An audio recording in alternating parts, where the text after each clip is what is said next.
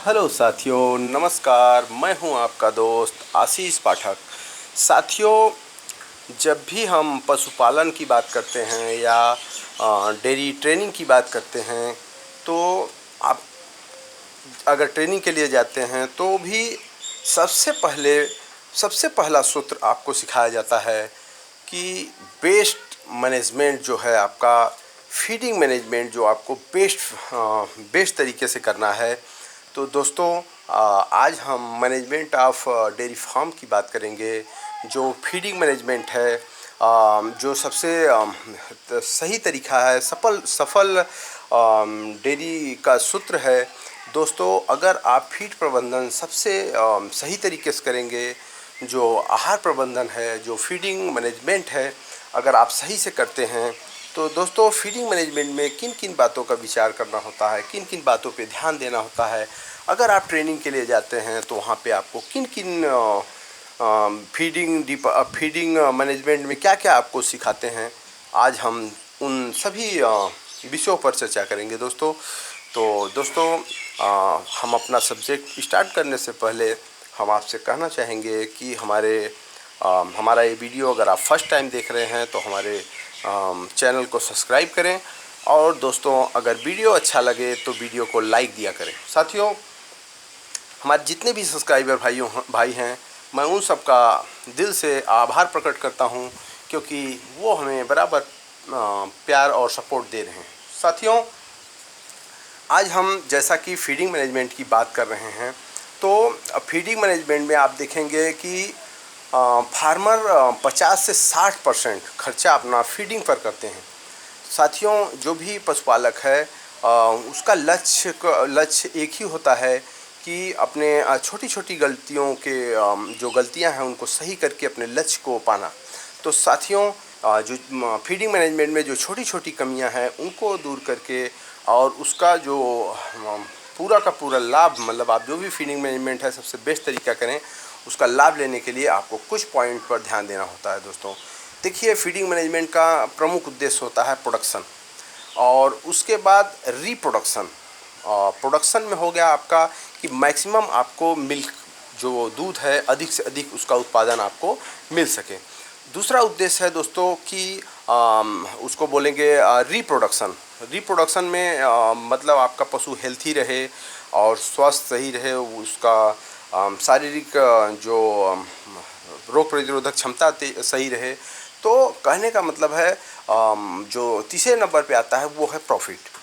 तो जब आप सही मैनेजमेंट करते हैं तो आपको जाकर के तीसरे नंबर पर मैक्सिमम प्रॉफिट लेने की आप कोशिश करेंगे। साथियों, जब आपका प्रोडक्शन अच्छा रहेगा और आपका पशु स्वस्थ रहेगा, तभी जाकर के आप मैक्सिमम प्रॉफिट पा सकेंगे। साथियों, जब भी आप फीडिंग मैनेजमेंट की बात करेंगे तो आपको सबसे पहले आपको सिखाया जाएगा कि उसमें कि आपको कम खर्चे में अधिक उत्पादन या अधिक फ़ायदा कैसे लें। तो उसमें सबसे पहला पॉइंट आपको बताया जाएगा ग्रुपिंग। साथियों, जैसे मान के चलिए कि आपके पास 20 पशु हैं, तो उसमें आपको क्या ध्यान देना है कि कौन कौन सी मिल्किंग में है। जो भी पशु आपका मिल्किंग में है, जो मिल्किंग पीरियड में हैं, उनको ग्रुपिंग करें। जो दूध देने वाली गाय हैं, उनको एनर्जी की आवश्यकता अधिक पड़ेगी, उनको प्रोटीन की अधिक आवश्यकता पड़ेगी, तो उनका एक साइड आप करें। उसके बाद जो ग्रोइंग या कम दूध देने वाली हैं, उनको अलग करें। तो इस हिसाब से आप उनका फीड मैनेजमेंट अच्छे से कर सकेंगे। जिसको जिस चीज़ की ज़रूरत है, अब जैसे गाभिन है तो उसको अधिक एनर्जी की ज़रूरत होगी, उसे उस समय अधिक पशु, उसका जो आहार होता है वो दूध वाली से थोड़ा अलग उसे देना पड़ता है। तो उस हिसाब से अगर आप अलग अलग पशुओं का अपना ग्रुपिंग करेंगे, अलग अलग डिपार्ट बनाएंगे, या एक सबका अलग अलग साइड करके मैनेजमेंट करेंगे, तो उसमें आपको ये देखने को मिलेगा कि आपको खर्चा जो है आपका कम हो जाएगा। क्योंकि आपका जो मिल्किंग वाली पशु है, उसे जितना आप चारा, जो भी मतलब संतुलित भोजन दे रहे हैं, उतना आपको जो दूध देने वाली पशु हैं उनको आप अलग डिपार्ट रखेंगे, तो उनका जो उनको आप आहार खिलाते हैं, जो भी आप उन्हें संतुलित दाना दे रहे हैं, तो कहने का मतलब है उनके में, और जो गाभिन हैं उनको अलग देना है, तो सबका अलग अलग डिपार्ट रखेंगे तो उसमें आपको बेनिफिट होगा साथियों।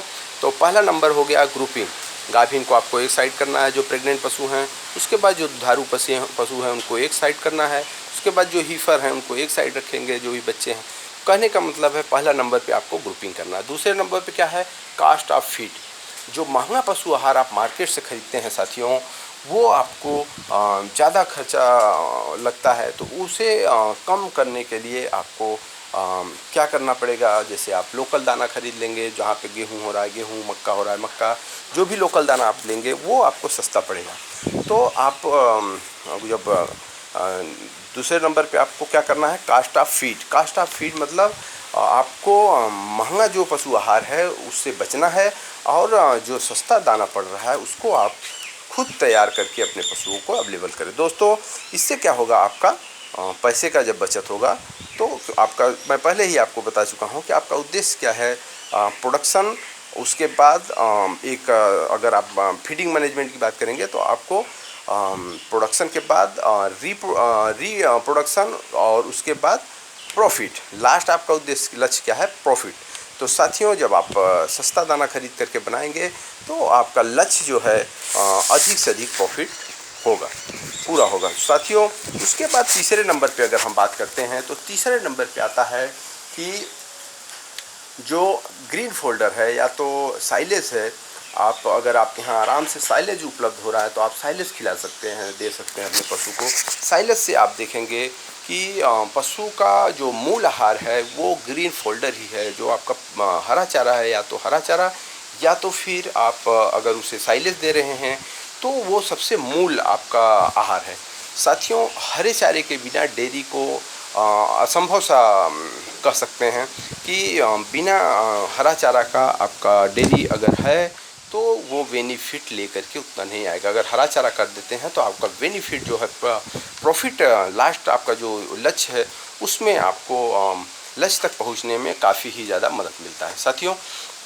तो ये हो गया दूसरे नंबर पे आपको चारा प्रबंधन, जो हरा चारा है उसको करना है, तो उसमें आप साइलेज का भी उपयोग कर सकते हैं। उसके बाद तीसरा पॉइंट के बाद चौथे पॉइंट का हो गया दोस्तों कि चारा जो चेंज करते हैं हम पशु का, जैसे मान लीजिए आहार में उसके एकाएक आपको बदलाव नहीं करना है, क्योंकि पाचन क्रिया में डिस्टर्बिंग हो जाता है, तब आपका पशु बीमार हो सकता है।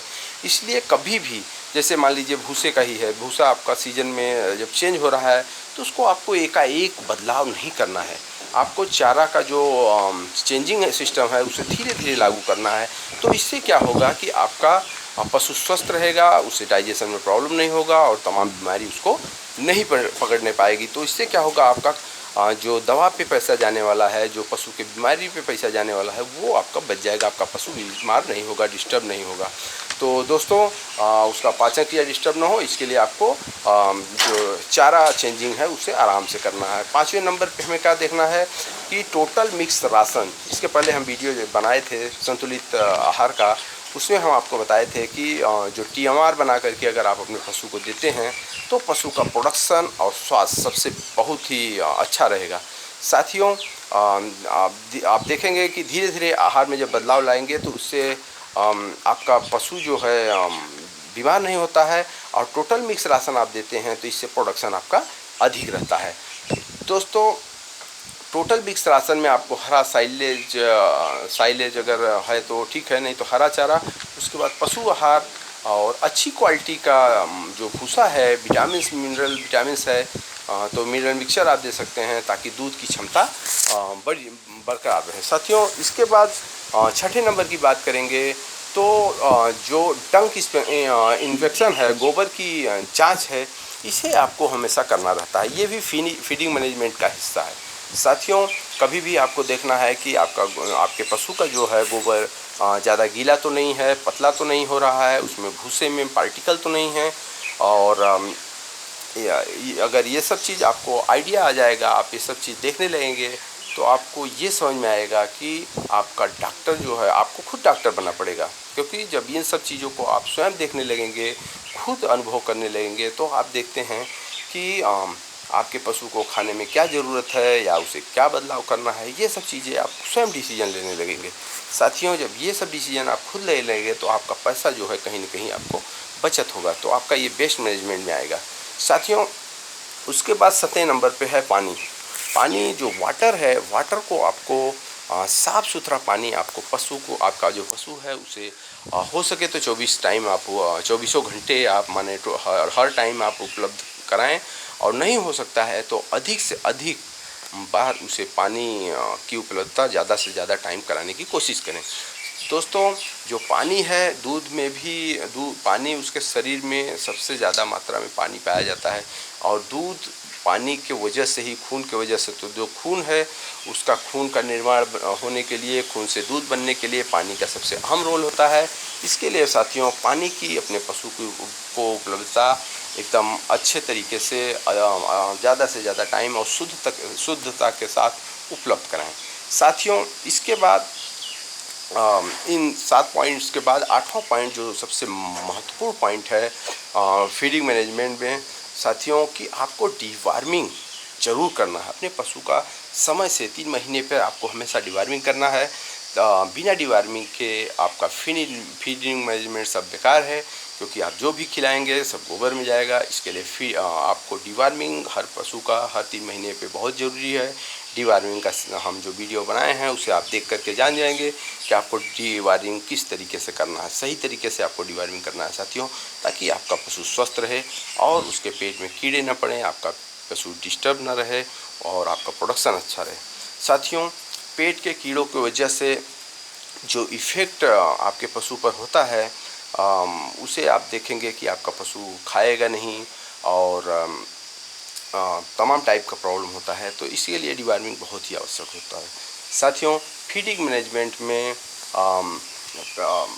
ये हो गया हमारा जो आज का है फीडिंग मैनेजमेंट। साथियों, इसके बाद हम लेकर के आएंगे दूसरा ब्रीडिंग मैनेजमेंट। ब्रीडिंग में आपको किन किन पहलुओं पर ध्यान देना है वो नेक्स्ट वीडियो में लेकर के आएंगे। साथियों, वीडियो लंबा हो रहा है, तो अब हम इस वीडियो को बंद करते हैं, फिर मिलते हैं आपको अगले वीडियो में। तब तक के लिए आप स्वस्थ रहें, मस्त रहें, अपना ख्याल रखें। धन्यवाद।